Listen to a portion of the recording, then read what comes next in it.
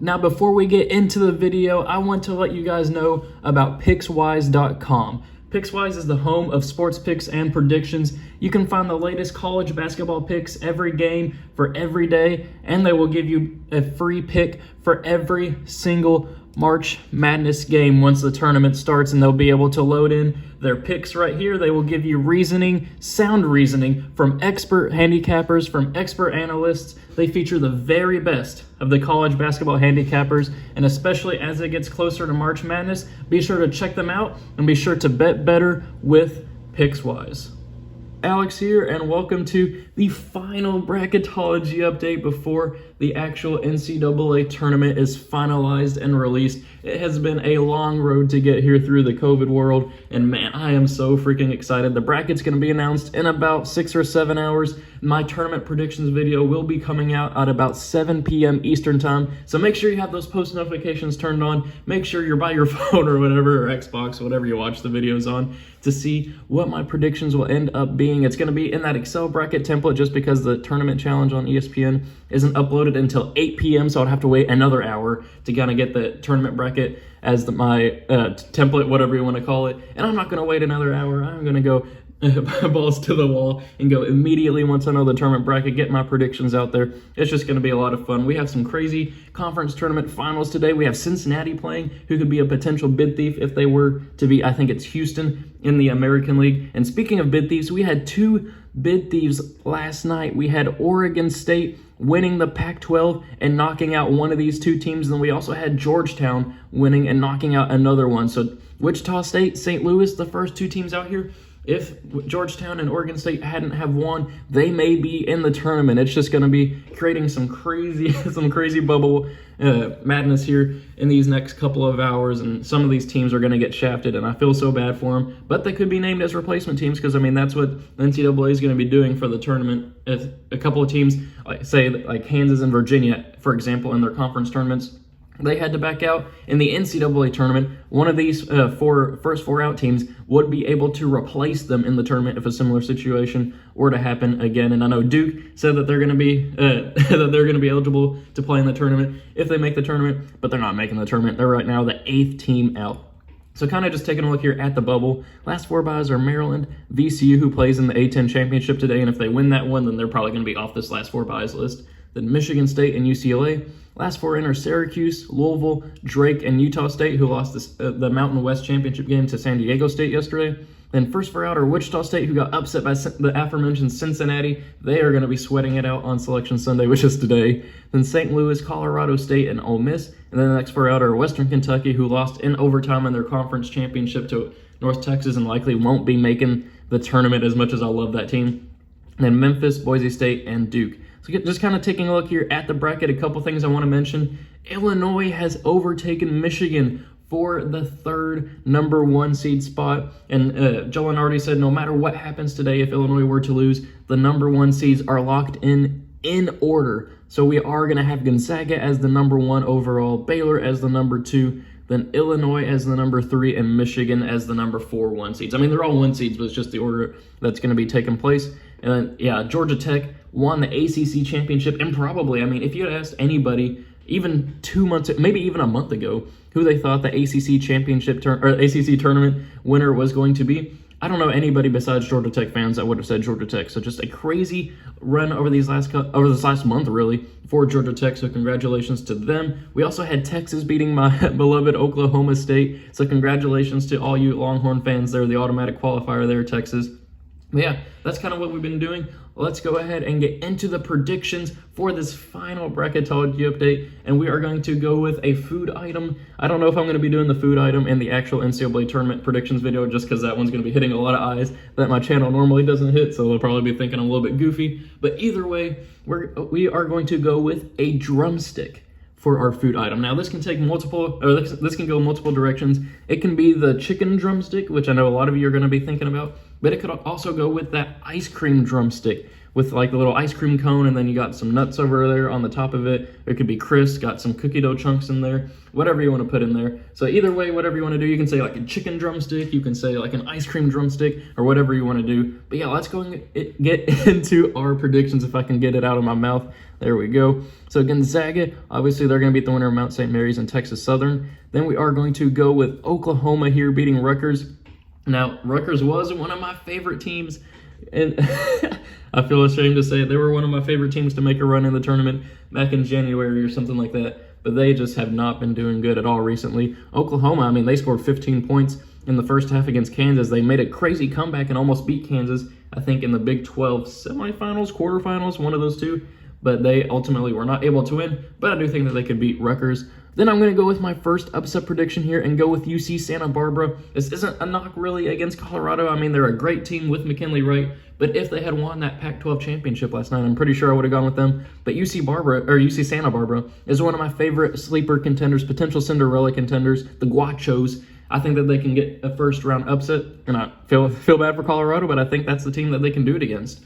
Then we are going to go with Virginia here, moving on past North Texas. San Diego State beating the winner of Louisville and Utah State, along with Kansas here, moving on past Eastern Washington. Then I'm going to go with VCU. This one is contingent on VCU winning the championship against St. Bonaventure today. I think Bones Highland and VCU are a great team. It's also contingent on LSU. LSU's in the SEC championship game today against Alabama. So both of these two teams have championship opportunities today. I just like VCU just a tad more, but I'll be watching those two games to kind of see how these two teams end up playing, because, I mean, they may be matched up in the NCAA tournament. I got to keep my eye on it. So then we're going to go with Ohio State here, moving on past Grand Canyon. Then for a spot in the Sweet 16, we have Gonzaga moving on past Oklahoma, along with Virginia moving on past UC Santa Barbara. Then I'm going to go with Kansas here, moving on past San Diego State, along with Ohio State here, moving on past VCU. Then for a spot in the Elite Eight, we have Gonzaga moving on past Virginia, and then we also have Kansas here moving on past Ohio State. Now, I know one of the big knocks that I have against Ohio State was that they can't defend against the big men, and Ohio State did beat Michigan by 1 point yesterday, so you could make the case that they defended against the big man there, but I think that was more just because that Livers for Michigan has potentially lost for the season. He was out for that game. Not sure what his status is going to be in time for the tournament, but I think that Kansas does have the firepower, especially with David McCormick down low, to beat Ohio State. And then we're going to have Gonzaga here moving on past Kansas into the Final Four out of Region 1. So then taking a look over here at Region 2, we have Baylor here moving on past Hartford, along with Connecticut moving on past Georgia Tech. I really like Georgia Tech to win the first round game, especially if they were to be paired up with like Oklahoma there. But Connecticut with James Boatnight, they're one of the hottest teams in college basketball. They ended up losing to Georgetown, who ended up winning the Big East Championship. So it's not a knock against Georgia Tech. I just like Connecticut a little bit more in that matchup. But then I'm going to go with Winthrop here, pulling off the 12-5 upset over Tennessee. Tennessee gave Alabama a run for their money yesterday. I will give them credit for that. But Winthrop, only one loss on the season. I think kind of like UC Santa Barbara, they are a sleeper Cinderella potential. I think they get the upset there. Then we're going to have Purdue here moving on past Ohio. Villanova moving on past UCLA. I think Villanova is a ripe team for a potential upset, but I don't think UCLA is the team to do that. Then we're going to go with Arkansas here moving on past Morehead State. Then Oregon moving on past St. Bonaventure, though St. Bonaventure, if they win their championship, kind of similar situation over there with VCU. That's something they keep an eye on potentially with a matchup against Oregon. But then we're going to go with Iowa here moving on past Cleveland State. Then Baylor will move on to the Sweet 16 over Connecticut, though that would be a fantastic matchup to watch. Then Purdue, I think, can move on past Winthrop. Then we're going to go with Arkansas past Villanova, and then Iowa over Oregon. Then for a spot in the Elite Eight, we have Baylor moving on past Purdue. And then I'm going to switch it up a little bit here. I watched that Arkansas-LSU game, and Arkansas just went cold from the three-point line. I think in the second half, at one point, they were like 1 for 11, something like that. I am going to switch it up and go with Iowa here, moving it on past Arkansas. I think Arkansas still obviously has a chance to beat Iowa, but Iowa is a little bit more, what do you want to call it, stable, consistent. They have Luka Garza down low, who shoots 44% from the three-point line, but then that team is also filled with guys who can shoot. I like Iowa winning that one there, which sets up Baylor versus Iowa here, and I am going to go with Iowa actually moving on to the Final Four. I mean, honestly, I probably won't have them moving on to the Final Four in the tournament predictions video, but it's just something we got to go here in the Final Four. It's not really much to say with that matchup there. I kind of explained it a little bit more in the tournament predictions video. If those two teams do end up getting paired up, we'll kind of see what happens with that. But then Illinois is going to move on here past Oral Roberts. Then Loyola Chicago will move on past Florida.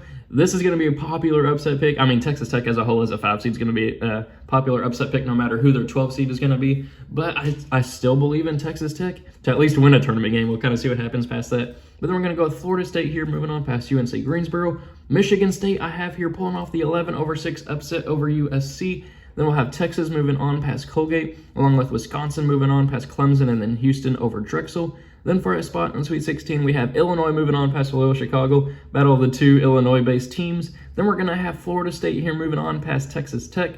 Then we have Texas moving on past Michigan State, and then Houston moving on past Wisconsin. Then for a spot in the Elite Eight, we do have Illinois here moving on past Florida State. And then a battle of the two Texas teams here, we have Texas and Houston. Houston's playing in the American Championship today against Cincinnati, but I got to go with the Big 12 winners in Texas here, advancing to the Elite Eight, but then they will fall to Illinois in a battle of the orange teams. I just love Illinois. They've proven me right so far. I mean, they're in the Big 10 championship game today against Ohio State, so we'll see what happens with that.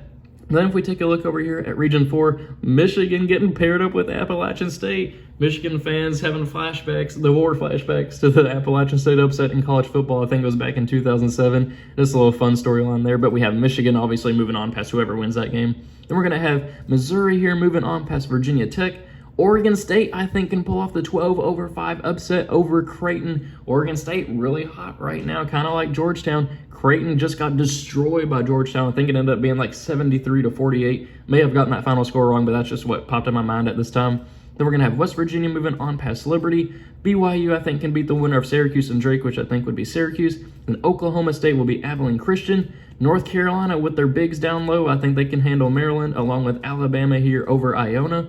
Then for a spot in the Sweet 16, we have Michigan advancing past Missouri.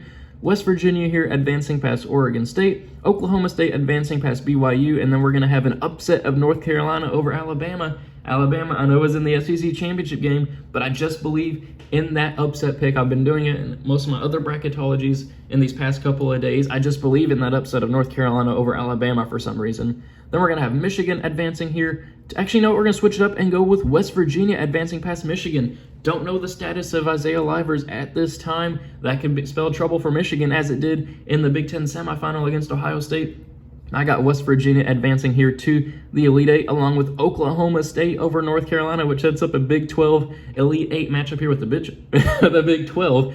Ended up having 4 teams here in the Elite Eight. We had Kansas, West Virginia, Oklahoma State, actually, and Baylor and Texas. So we had 5 out of the 8 teams in the Elite Eight from the Big 12, which is a crazy thing that I just noticed. But then we're going to have Oklahoma State here moving on to the Final Four out of this region. They just proved that they can beat West Virginia without Cade Cunningham. With Cade Cunningham, it doesn't matter. We got Oklahoma State advancing there. But then we are going to have Gonzaga moving on to the national championship game where they will face Illinois, which is, I think this is going to be my my national championship game in the actual tournament predictions, but we'll see what happens. Gonzaga versus Illinois. I've been saying all year that Illinois is the only team I think that can beat Gonzaga this year. Really can beat Gonzaga this year. So I am going to go with Illinois. They proved me right. They've been proving me right all these last couple of weeks. They've won 14 out of their last 15 games. I have Illinois winning the national championship. So there we have it. Thank you guys for watching. I hope you enjoyed it. Be sure to leave your own comments and thoughts in the comment section below. Make sure you have those post notifications turned on to watch the tournament predictions video coming out around 7 p.m. Eastern time today. So I'm really excited to release that. Really excited to see what you guys think. And I will see you all later.